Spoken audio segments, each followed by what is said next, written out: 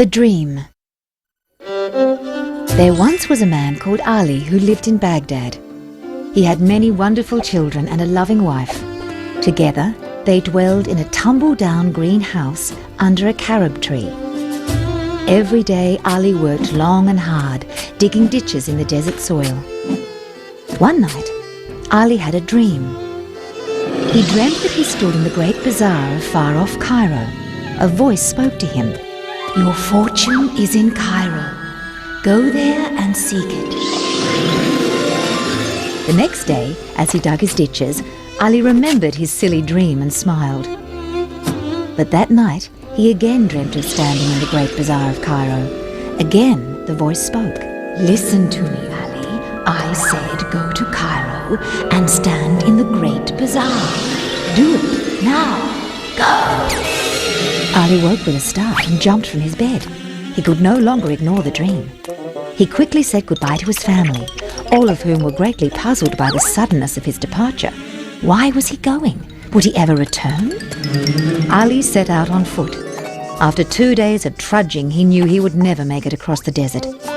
He needed a camel. Finding a market, he inspected the camels for sale. Alas, no matter how many times he counted his money, it was never enough to buy even the puniest camel. Then a salesman said he'd do him a big favour. He would sell Ali his prize camel in return for all his savings.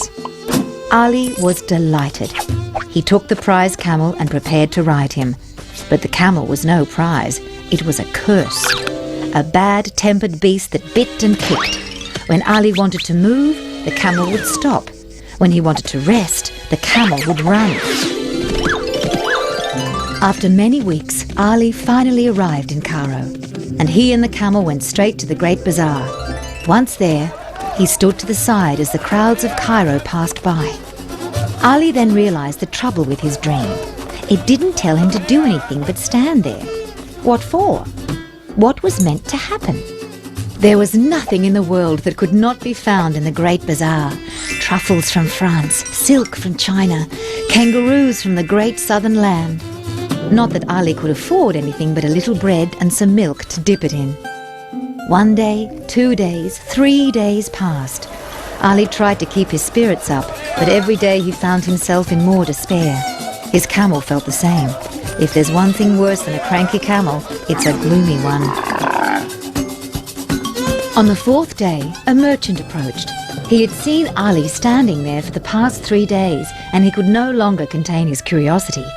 He stopped and asked Ali what he was doing. After some hesitation, Ali told the merchant of his dreams. The merchant laughed at his foolishness. He came all that way to stand there because of a dream. Ali admitted that he truly did feel foolish.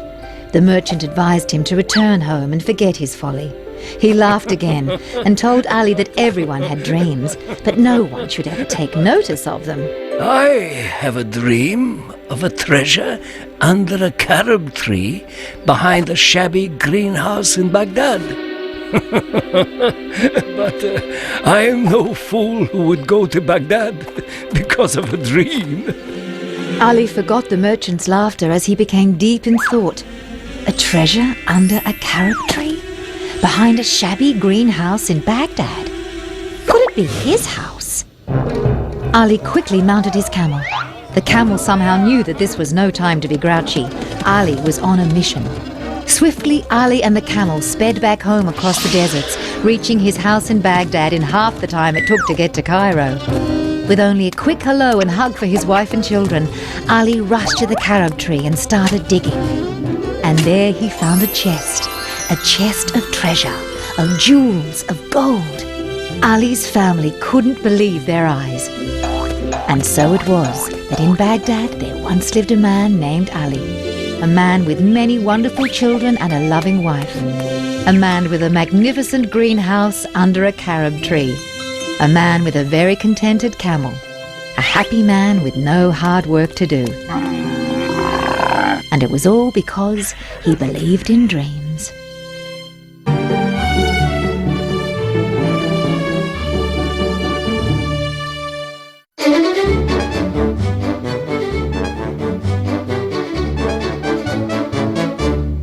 Snow White and Rose Red.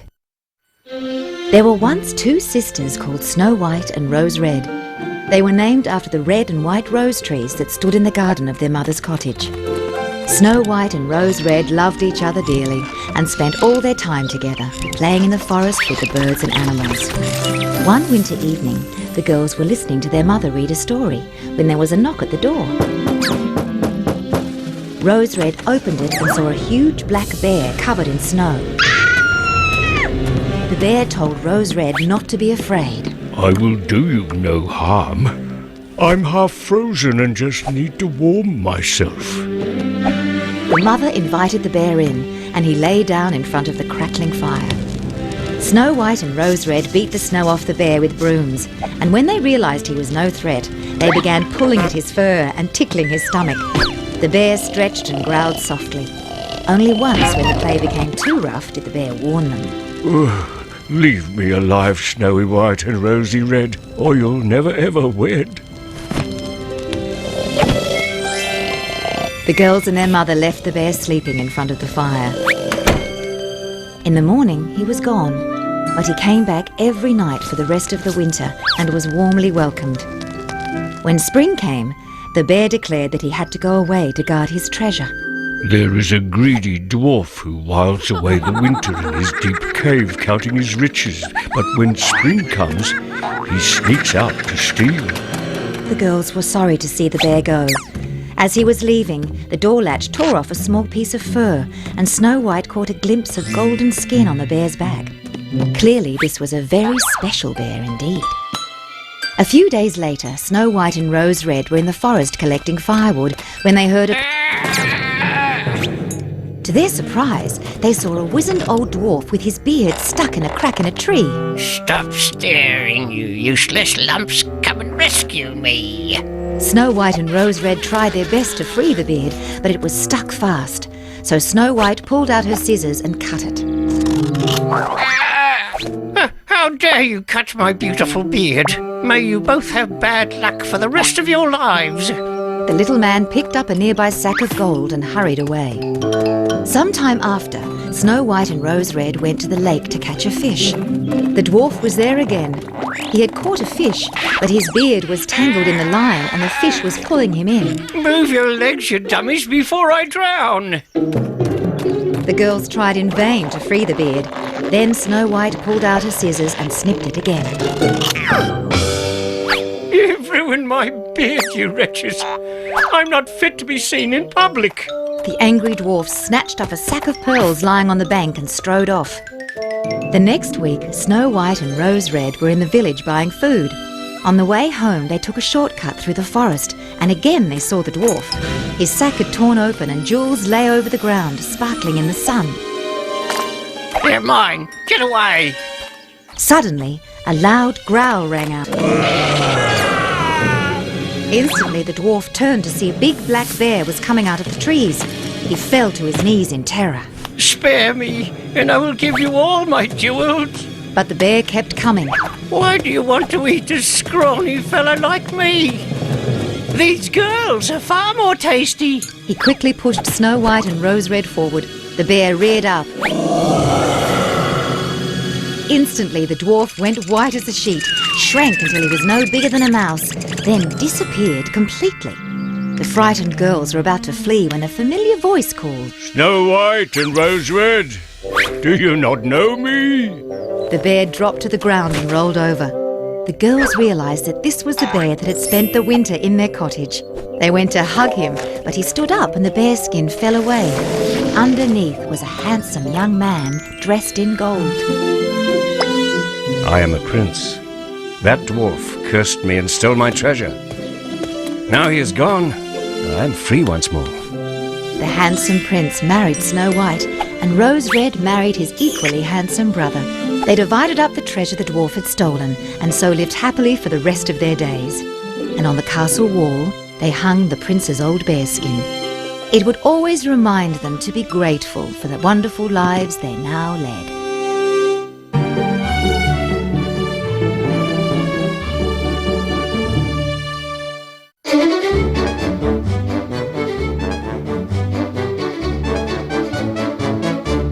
The The Little Red Hen. In distant pastures, there once lived a dog, a cat, a mouse, and a little red hen. From morning to night, the dog, the cat, and mouse spent the whole day playing games. So who, you might ask, did all the work? The little red hen, that's who.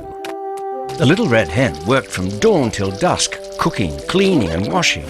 While she worked, the dog chased his ball, the cat swung on her swing, and the mouse worked on his puzzles. And they never said thank you, not for one single thing that the little red hen did for them. One day, after the little red hen had cleaned the bathroom, made breakfast, and fixed a hole in the roof, she realized there was still one more job to do.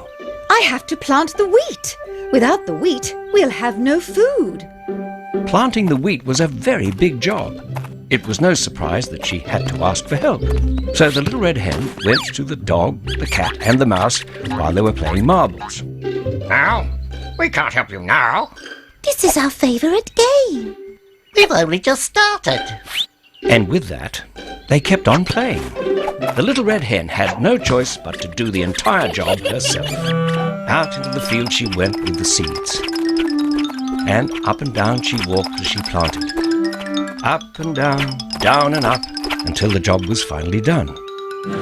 As the weeks passed, the clouds rained and the sun shone. The wheat grew tall and golden. All the while, the dog, cat and mouse played. And the little red hen, she mopped, she scrubbed, she dusted. She even built a new sunroom on the cottage. Eventually, the wheat was ripe and ready to cut. The little red hen got up early, washed the dishes, polished the floor, replastered the ceiling, and then was finally ready to harvest the wheat. Harvesting was an even bigger job than planting. She asked her friends for their help as they worked on a jigsaw puzzle. You want us to help now? This is one of our favourite games. We're much too busy. With a sigh, the little red hen went to work. If it's to be done, then I must do it myself. So the little red hen cut the wheat. She cut and cut and cut some more until all the wheat had been harvested. Now, the little red hen had to store the wheat. Would she ask the dog, the cat and the mouse for help? One look at them playing on their swings was enough to tell her what their answer would be. So the little red hen carried bag after bag of wheat into the barn and stacked them high. When that job was done, the little red hen decided it was time for a treat. A lovely apple pie. She ground some wheat to make the flour, mixed the flour to make the pastry, picked the apples from the tree and stewed them well. Did she ask for any help? Oh no, she now knew better than that. The dog, the cat and the mouse were playing a game of cards in the sunroom that the little red hen had built. As the delicious smell of baking pie filled the cottage, the dog jumped to his feet and the cards flew everywhere. Oh, that smells delicious. For once the cat looked up from her game. It must be a pie. The mouse dropped his cards with a gasp. Oh, pie. Did someone say pie? The dog, the cat and the mouse rushed into the kitchen. Pie. Where's the pie? Oh, we must have pie. The little red hen thanked them for coming to help eat her pie. Of course we'll help. We love to help. Help is what we do best. The little red hen rubbed her full stomach and told them how deeply sad she felt. Sad? What's sad? Why are you sad? The little red hen explained that as they didn't help plant the wheat, and they didn't help stack the wheat, then she didn't think they'd want to eat the wheat. The dog, cat and mouse were extremely upset. No pie? None. Nothing. I ate it all by myself.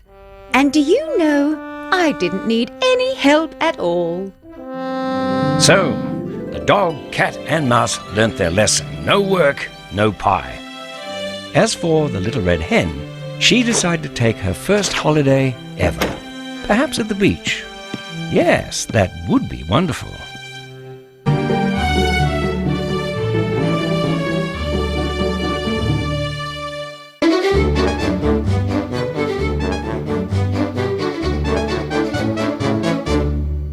Narcissus. Long ago in ancient Greece, a most beautiful boy was born. He was called Narcissus. The boy grew up in the forest where the nymphs of the trees, the glens and the waterfalls cared for him. Anything Narcissus wanted, he got. With his golden curls and eyes sparkling like stars, no one could resist his beauty. If he was hungry, Bring Narcissus food. if he was thirsty, Bring Narcissus drink. Narcissus never had to lift a finger. Not once did he ever say thank you. But the nymphs forgave him. How could they be angry at such a beautiful boy? In the forest there also dwelt a nymph called Echo. Poor Echo. She had spread lies, told secrets and whispered gossip among the forest nymphs. So she had been punished. Since Echo loved to repeat what other people said, that was all she could do now. Narcissus wants a foot rub. Foot rub. Quickly! Quickly! Echo had long heard stories about the beauty of Narcissus. So on this day she decided to see if they were true. Sneaking quietly through the trees, she parted some branches and looked out. It was true! Narcissus was the most beautiful of all. She instantly fell in love with him. Although Echo longed to approach Narcissus, she was frightened that he'd reject her. So she hid among the trees and contented herself with just watching him. A few days later, Narcissus was out walking. As usual, he had no idea where he was going. He was much too busy admiring the shape of his perfectly formed hands. Echo followed him, hiding as always. She longed to speak to him, but because she could only repeat what others said, she had to wait until he spoke first. Narcissus soon found himself lost. Narcissus is lost. Someone show Narcissus the way. Anybody? Anybody? No one came to him. He had wandered far from his friends. He was alone, and there was no one to attend him. Narcissus is not happy. Not happy. Narcissus heard Echo. Who's there? Who's there? Is this a game? Why do you hide? Hide. Come to me. Echo rushed from the trees. She flung her arms around Narcissus. Come to me. Narcissus pulled Echo's arms away and stared at her. You love me? Love me? Me? Love you? Oh, no, no, no, no. If you were beautiful like me, perhaps. But you're not. Be gone. Be gone. Echo turned and ran into the forest. She went deeper and deeper into the lonely mountains until she eventually came to a gloomy cave. There she hid herself away, her heart broken by the rejection of her loved one. As the days passed, she grew thinner and thinner, until eventually she faded away completely. Only her voice remained, the voice that still answers from the lonely mountains and empty caves today. As for Narcissus, his friends finally found him and led him home, and of course he never gave another thought for Echo. A few weeks later, Narcissus went walking again, and, just as before, he was soon lost and separated from his friends. It was a very hot day, and Narcissus was thirsty. Seeing a pool of clear water, he stepped across a glade to reach it. He knelt down beside the pool, and as he leaned forward, a face appeared before him. Never had he seen anything so beautiful. Instantly he fell in love. Beautiful creature. Narcissus loves you. Be mine. Narcissus reached to touch his newfound love, but as he broke the water, the vision was gone. He groaned in despair. Lost. Then he leaned forward again, and once more the beautiful face looked up at him. Again he tried to touch his love, and again the face disappeared in the pool's ripples. Why is love so cruel? So desperately was he in love with his own reflection, Narcissus couldn't move from beside the pool. And after many days with no food or drink, he too began to fade away, just as Echo had done. When at last the nymphs entered the glade and found the pool, there was no sign of Narcissus. Instead, on the bank grew a flower that no one had ever seen before, a white flower with a heart, a flower that seemed to sigh when touched by the wind. In memory of their lost friend, they gave the flower a name, and to this very day, it's still called Narcissus.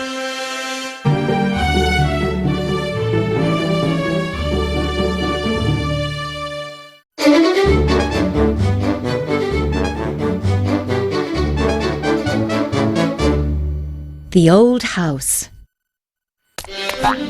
In a grand part of a large city was a street full of fine new homes, except for one. It was old, very old. All the owners of the new houses thought the old house was an embarrassment. Why don't they pull it down? It's a disgrace to the neighbourhood. In one of the new houses, however, a boy named Peter sat looking through the window. The old house didn't embarrass him. He loved it, especially the amazing carvings of dragons, griffins and gargoyles that adorned it. Peter could look at the old house for hours, and he often did.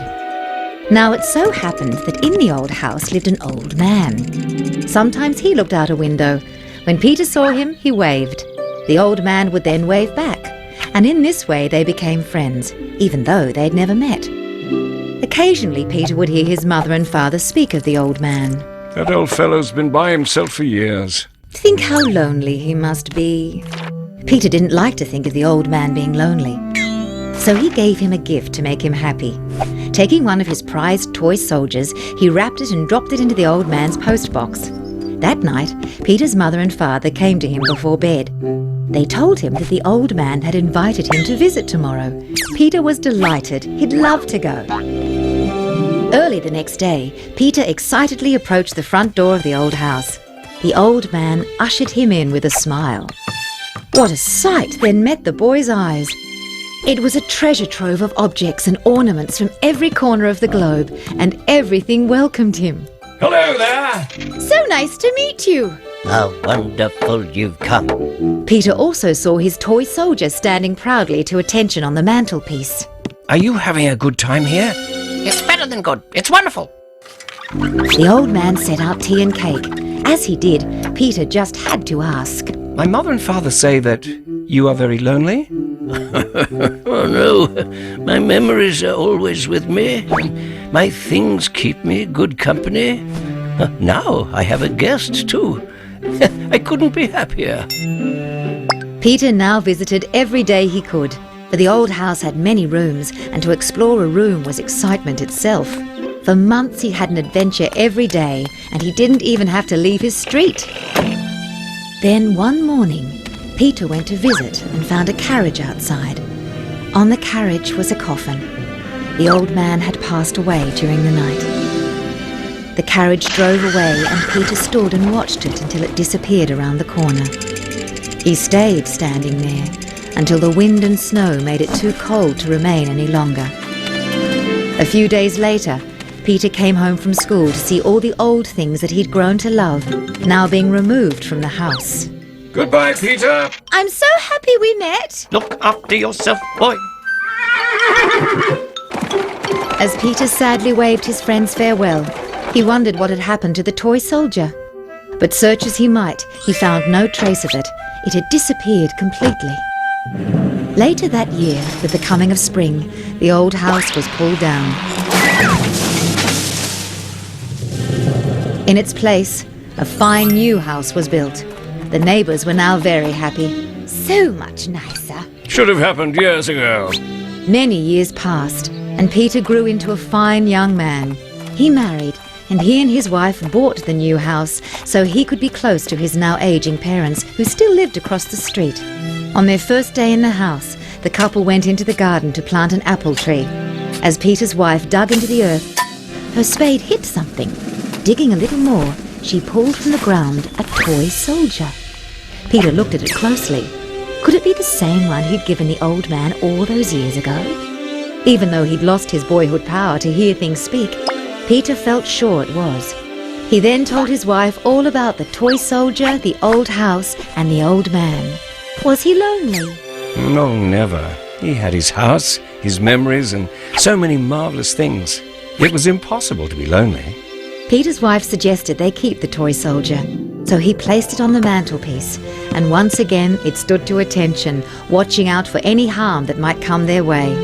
And even though the old house was no more, Peter felt that as long as the toy soldier remained on guard, the spirit of the place he'd so loved as a child would stay with him throughout his days.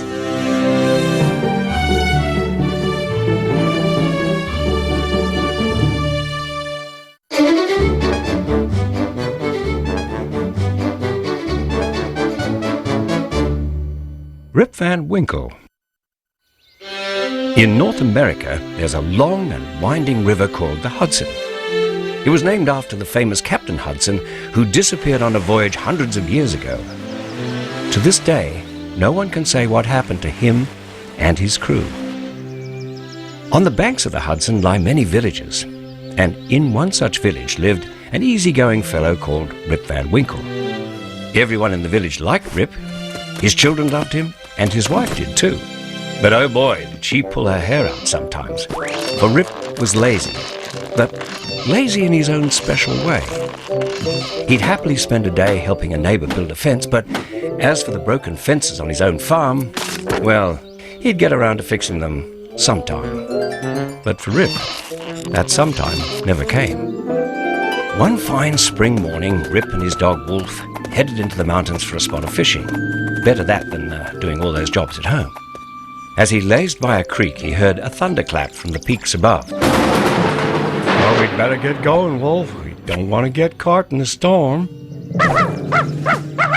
But just as Rip and Wolf got up to leave, a voice called across the wind.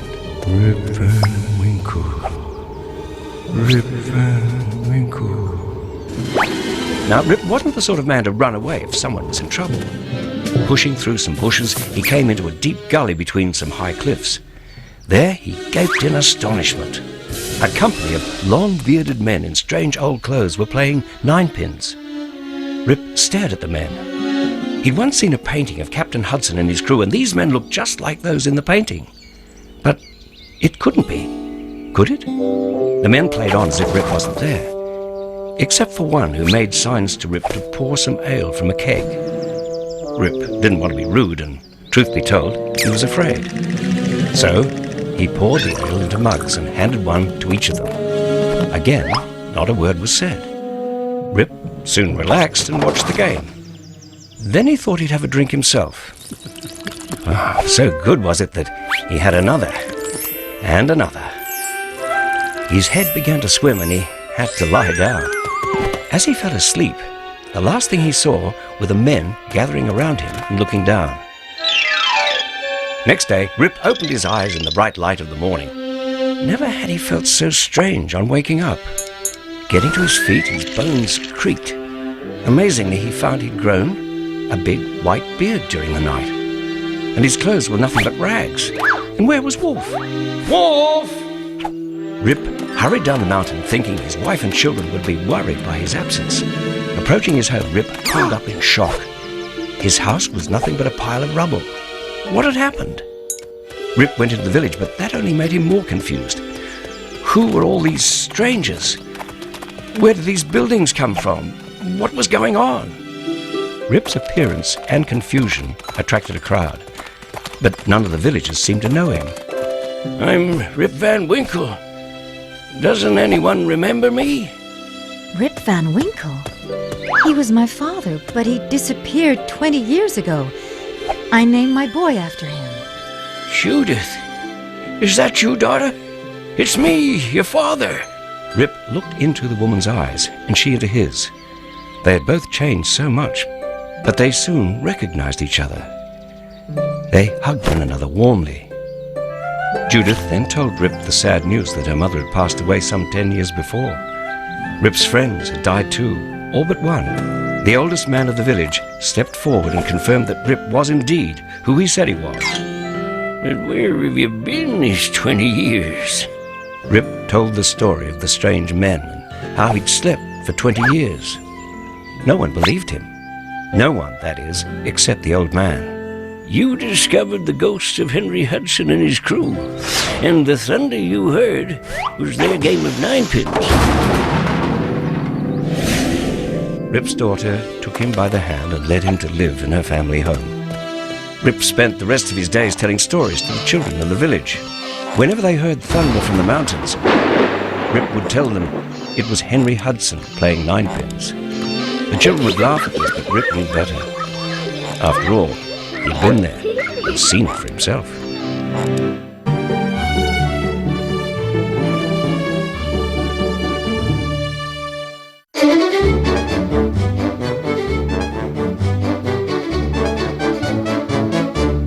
Why the Kangaroo Has a Pouch. Long ago, before the world became as it is today, an old wombat was struggling through the bush. So old. Just listen to these bones. If only someone could show me the way to some fresh green grass.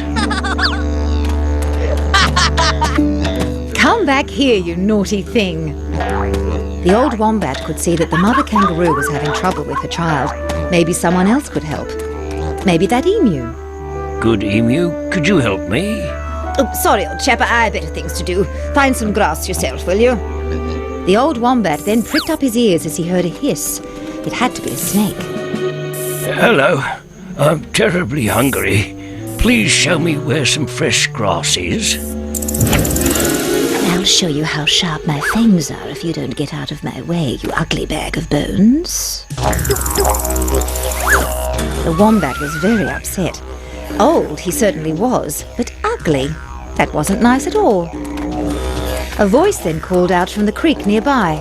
I'll help you, old one. Just come closer. The old wombat's eyes were not what they used to be, but he could smell, and what he smelt was a crocodile. Thank you for your offer, but I don't wish to be eaten. Then get away, or you will be. The old wombat did get away, as fast as his little legs could carry him. No one is kind or helpful. I haven't a friend in the world. We'll be your friends, old fella. I'll show you some fresh grass. The mother kangaroo led the old wombat to some fresh grass. He sniffed at the grass, then began munching. It was delicious. Thank you, Mother Kangaroo. You've been very kind. The mother kangaroo placed her Joey down and told him to eat with the wombat. But one look away was all her Joey needed. When she turned back, he was gone. Oh no! Where did you go now?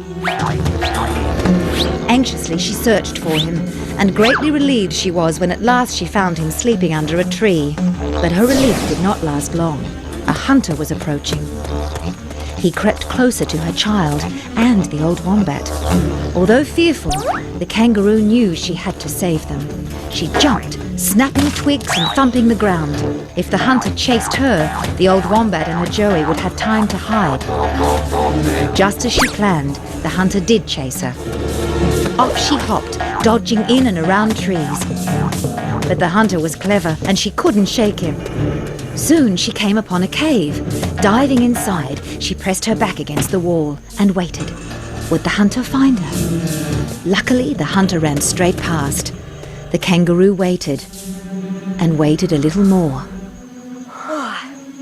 Only when she knew it was safe did she hop out of the cave. The kangaroo returned to the patch of green grass. Joey! Old wombat! The old wombat and the Joey emerged from behind a bush where they were hiding. The mother kangaroo hugged her child closely. Oh, thank you for hiding my Joey, old wombat. You have nothing to thank me for. I must thank you. And then the old wombat revealed his true self. He was no old wombat. He was the spirit, Biome. I have been searching the world for the kindest animal of all. No one else would help me but you. Name your reward and I will give it. The mother kangaroo didn't want a reward, but Biome felt she deserved something. That's when he noticed how difficult it was for Mother Kangaroo to carry her Joey. So Biome used his powers and gave her a pouch. Use the pouch to keep your child safe. The mother kangaroo put her child in the pouch. He was indeed safe and snug in it. She hopped about as her Joey peeped out. Thank you, Biome. This is wonderful. Then she pulled to a stop and looked across at him sadly. I am sorry, though. I cannot accept it. Why ever not? The kangaroo explained that she was worried that the other kangaroo mothers were not as lucky as she was. And what of her cousins, the wallabies, and her friends, the koalas? Biome smiled and told her not to worry. He would take care of all her friends and family too. So Biome gave pouches to all the mothers of the marsupial family, and the mother kangaroo was very pleased. And that is why to this very day, kangaroos have pouches.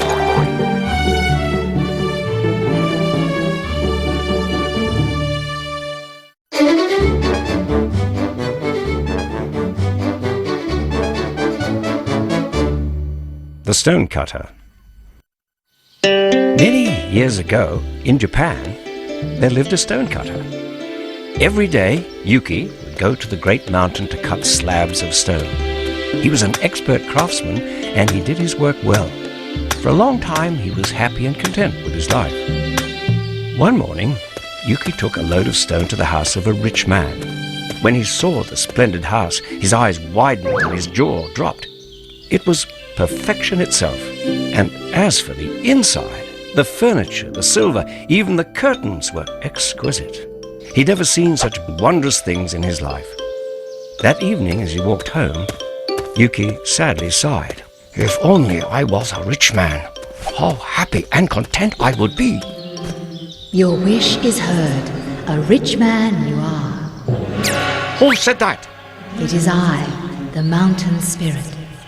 Yuki ran. He had heard stories of the mountain spirit, but he'd always laughed at such fanciful tales.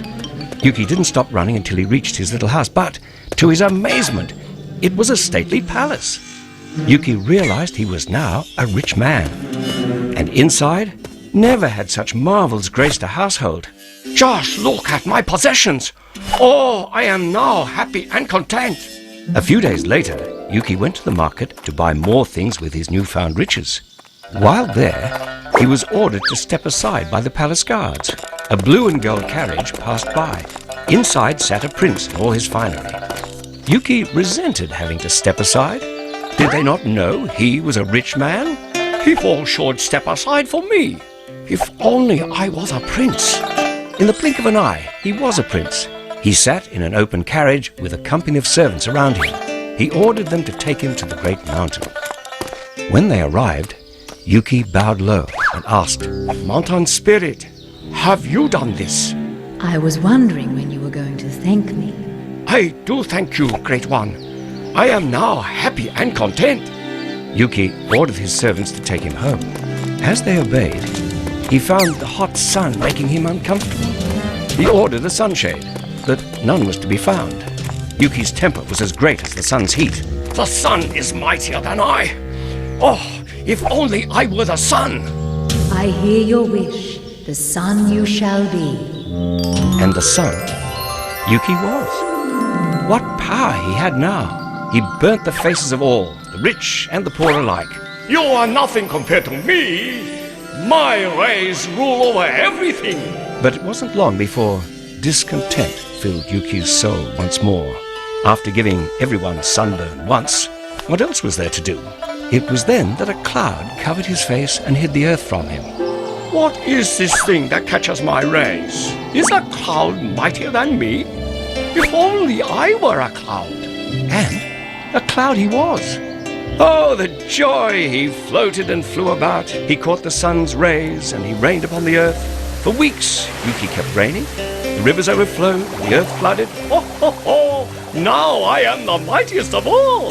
The whole world succumbed to Yuki's reign. Only the rock of the great mountain was unmoved. A rock defies me? Is a rock greater than I? If only I was a rock. Very well, Yuki. A rock you shall be. And so Yuki was now a rock, and gloried in his strength. Proudly he stood. Neither heat nor wind nor rain could move him. This is the best of all. Ha! I am now happy and content. Then Yuki heard a strange noise. He looked down to see his old friend Shin, a fellow stonecutter. He was driving a wedge into him. Yuki tried to call out, but it was too late. A great piece of him broke off and fell to the ground. Is this mere stonecutter greater than a rock? Oh, if I were only a stonecutter. And would you believe it? A stonecutter he became. Yuki was back where he began. But now he did not long to be something else. He did not desire to be mighty. At last he was truly happy and content. From that day on, Yuki never heard the voice of the mountain spirit again. But he didn't mind. After all, why would he want to be anything other than himself? That truly was the best thing you could wish.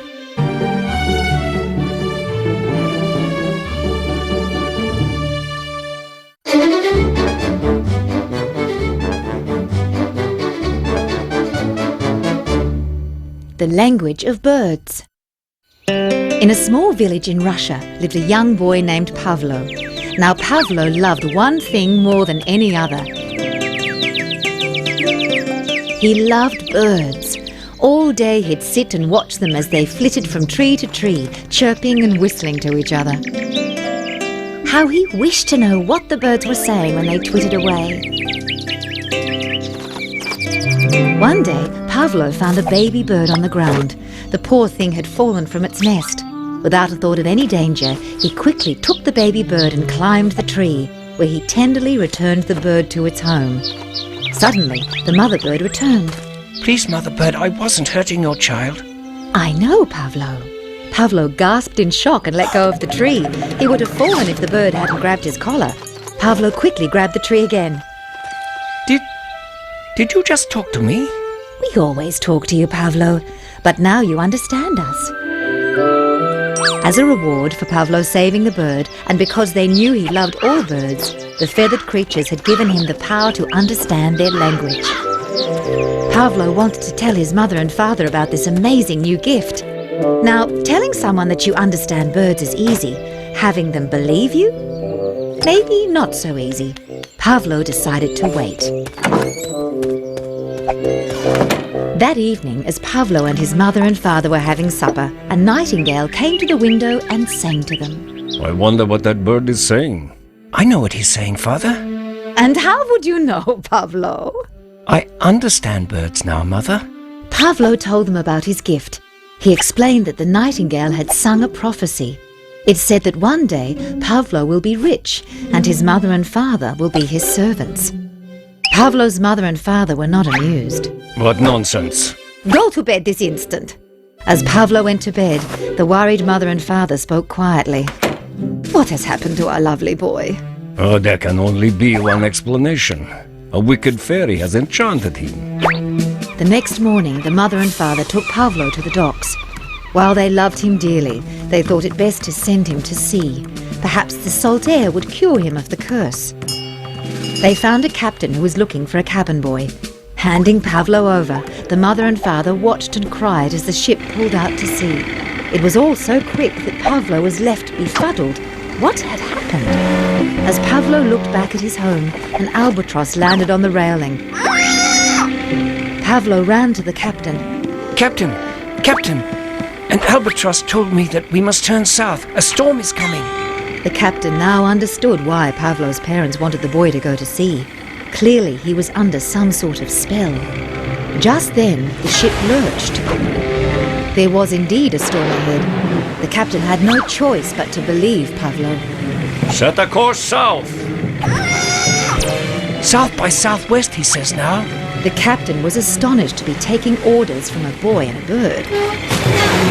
But he obeyed nevertheless. South by southwest it is. The ship sailed away from the storm. Pavlo had saved them. Pavlo and his power to understand birds. So Pavlo sailed the seas, and with the help of his bird friends, he rose to be captain of his own ship and became quite rich. After many years and many adventures, Pavlo decided to settle down. He married a wonderful woman, and together they made a fine home. One day, an old man and woman came to their door. They were looking for work and asked if Pavlo needed servants. They had fallen on hard times and they had no children. Their only son had been lost at sea many years ago. What is lost can be found. Mother. Father. Only then did the old couple realize that it was Pavlo. They hugged and kissed him and would not let go. They pleaded for him to forgive their foolishness of long ago. A bird landed on Pavlo's shoulder and sang to him. My friend says to forgive you, and I always listen to my friends. So Pavlo's mother and father moved in and lived happily with their son for the rest of their days. Never again did they doubt Pavlo's gift. And whenever a bird sang in the garden, they smiled broadly.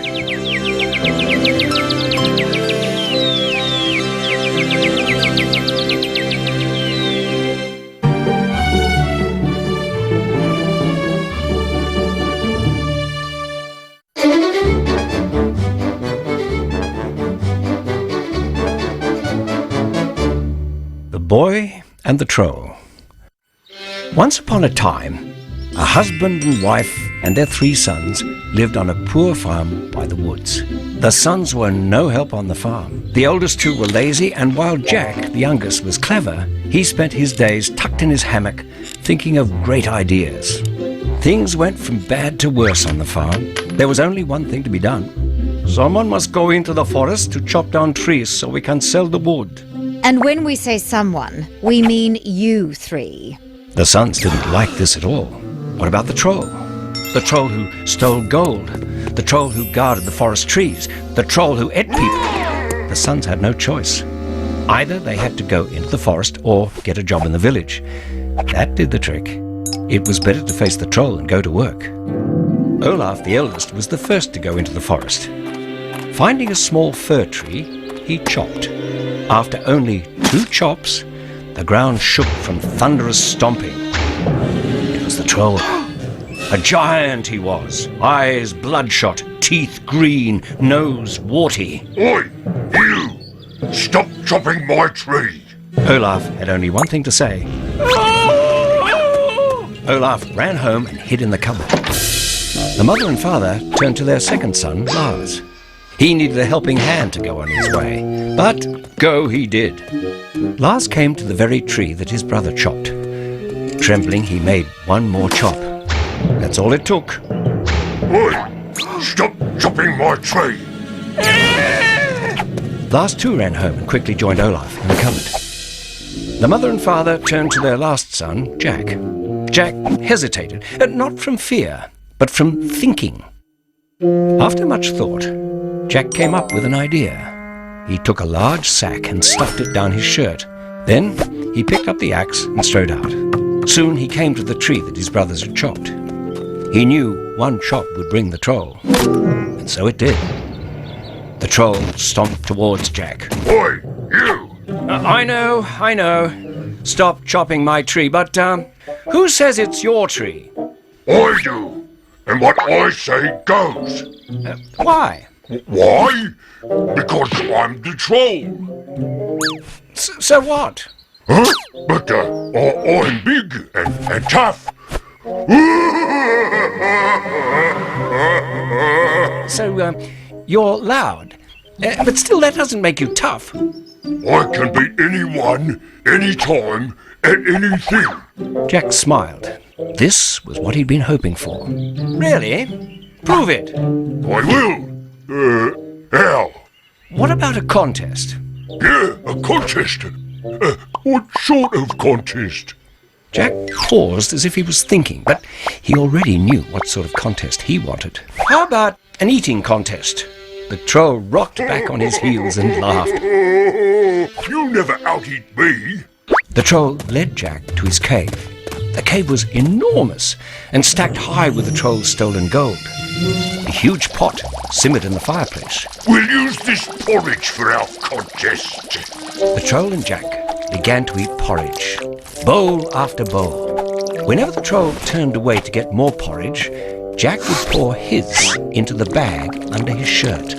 More, please. The Troll had to make another pot of porridge, then another, and another. And as the Troll kept eating, Jack kept hiding his porridge under his shirt. The poor Troll tried to keep up with Jack, but even though his stomach was huge, he eventually had to surrender. Oh, I can't swallow anymore. I'm fit to burst. Burst?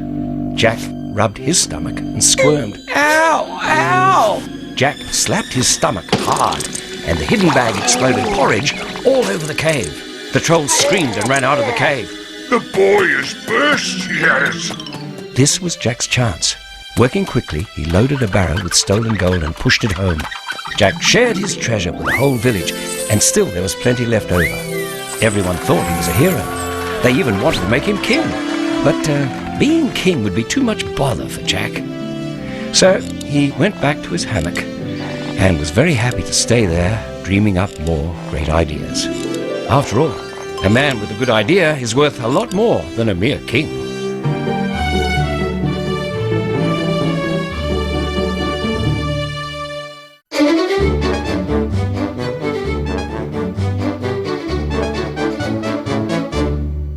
The The Three Little Pigs. There once lived a pig with her 3 children. When the children were piglets, there was more than enough room in their pen. But as they grew, the pen became a very tight squeeze indeed. Boys, I think it's time you found a place of your own. The mother warned them to be careful. There were many big and bad things in the world. And the biggest and baddest was the wolf. The youngest pig shivered in fear. The 2 older pigs laughed. We're not afraid of the wolf. The youngest pig had an idea. We should work together and build a house of bricks. The 2 older pigs scoffed. Bricks? Don't be silly. That's way too much work. But the young pig was determined to build a house of bricks. And so he decided to do it by himself. The older pigs laughed, thinking he would soon give up his silly brick idea. The 2 oldest pigs now planned their house. What would they build it from? One thought straw would do it. The other thought sticks was better. They had a terrible oinking argument. So they went their separate ways, each determined to build his own house. The oldest pig got a bundle of straw, and in no time at all, his house was built, which was just as well, for the wolf was about, prowling and sniffing. Sniffing for breakfast. A breakfast of little piggy. The wolf walked up to the straw house and knocked. Little pig, let me come in. No fear. Not by the hair of my chinny chin chin. Then I'll huff and I'll puff and I'll blow your house in. And the straw house blew down in an instant. The wolf was so delighted that he didn't notice the oldest pig run out from under the straw. It was about this time that the second pig finished building his stick house. He had no time to admire it, however, because his brother came running up in alarm. Wolf! The wolf was right behind him. Together, the 2 pigs rushed inside the stick house. The wolf slid to a stop and knocked.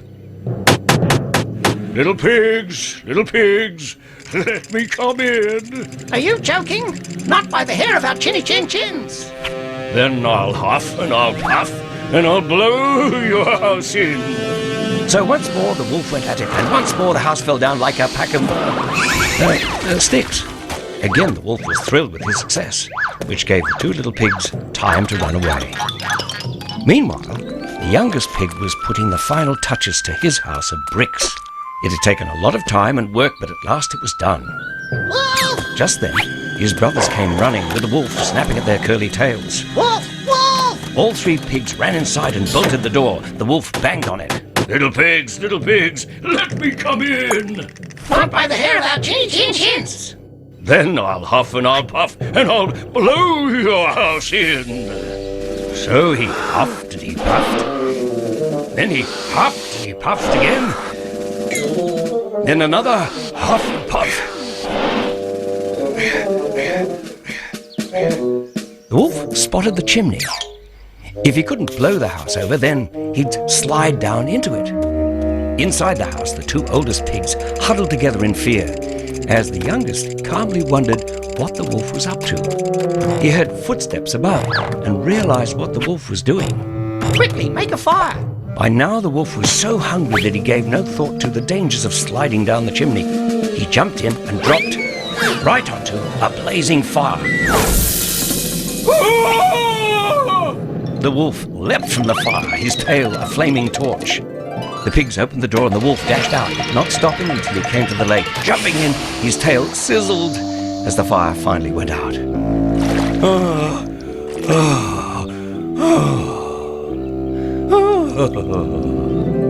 At the house, the 2 oldest pigs begged forgiveness from their brother. He was right to be afraid of the wolf and right about the house of bricks. The young pig was a good soul and told them that all was forgiven. The house of bricks was big enough for all 3 pigs and their mother too. They lived together again and did so very happily. But do remember, won't you? If a wolf with a burnt tail comes knocking on your door, don't ever let him in. Not even by the hair of your chinny chin chins.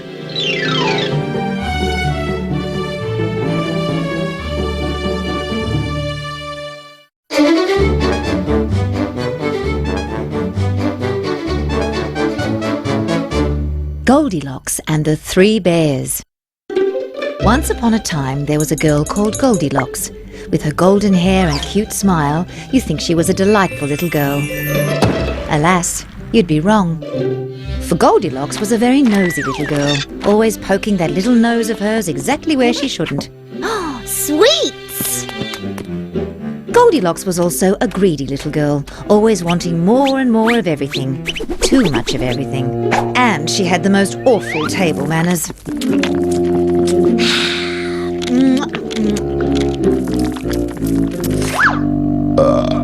And she made a mess wherever she went. One day, Goldilocks was skipping through the woods. As always, she was poking her nose where she shouldn't. That's where she came upon the cottage of the three bears, the father bear, the mother bear, and the wee baby bear. She saw that no one was home. She also saw Porridge. Goldilocks walked in without so much as a knock on the door. She didn't stop to think whose porridge it was. She went straight to the big bowl of the father bear. Oh, too hot. She then went to the bowl of the mother bear. Oh, too cold. Then she tasted the porridge of the little baby bear. It wasn't too hot or too cold. It was, Just right. and so she ate it all up.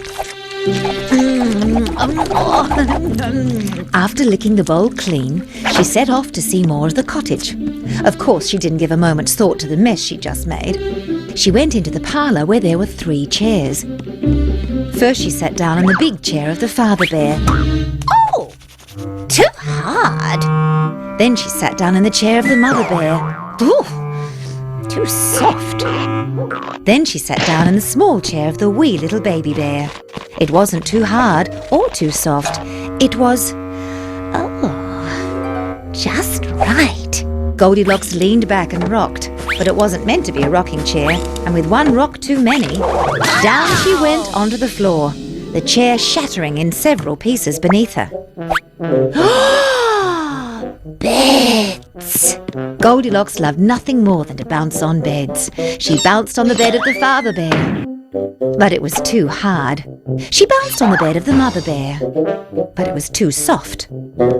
Then she bounced on the bed of the little baby bear. This one wasn't too hard or too soft. It was Just right. After a good bounce, Goldilocks was tired. She lay down and fell fast asleep. Shortly afterwards, the 3 bears came home. They'd gone for a walk while their porridge cooled. Naturally, they were shocked to see the sight that confronted them on the kitchen table. Someone's been eating my porridge. Someone's been eating my porridge. Someone's been eating my porridge, and they ate it all up. The bears quickly went to see if anything else had been touched. Someone's been sitting in my chair. Someone's been sitting in my chair. Someone's been sitting in my chair, and they broke it all up. The bears were terribly upset. Who would eat their porridge and break their chairs? The 3 bears went to their bedroom, hoping they wouldn't find any more wreckage there. But they did. Someone's been bouncing on my bed. Someone's been bouncing on my bed. Someone's been bouncing on my bed, and here she is. The bears looked down at Goldilocks. Could this little girl have done all that damage? Goldilocks stirred awake and opened her eyes. She saw the 3 bears staring down at her. Bears! Goldilocks was so frightened that she tumbled out of bed and ran to the open window. Out she jumped. She ran all the way home and never once went back to those woods. The bears would never have hurt Goldilocks. They just wanted to speak to her. They're still curious about why a young girl would make such a mess of someone else's house. Somehow, though, I don't think they'll ever get an answer.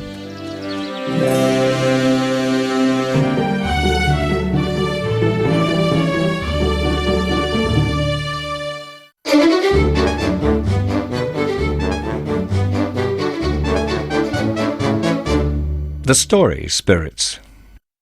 Long ago, in Korea, there lived a boy who loved to be told stories. Every day, Heo would ask his grandfather to tell him one, and every day his grandfather would do so. Stories of princesses, magical animals, and mischievous elves. After each story, the grandfather would warn Heo, The stories are not for you alone. You must share and tell them to someone else, or you might harm the story spirits. but Heo was a selfish boy and didn't want to share the stories. He kept each story to himself and would never utter a word of them to anyone else. Now, in the corner of Heo's room was an old chest. It had been there for years, quite forgotten. Every time Heo kept a story to himself, its spirit went into the chest, and there it stayed. As time passed, Heo grew into a handsome young man. By now, though, he'd lost interest in his grandfather's stories and forgotten all about them. But little did he know that the spirits of the stories were still trapped in the old chest. In time, it was announced that Heo would marry. The house was in excited chaos as everyone prepared for the wedding. The grandfather's job was to move Heo's things to the new house he would live in with his new wife. That was when he came upon the old chest. Trying to pull it along, he found it very heavy. Then he heard...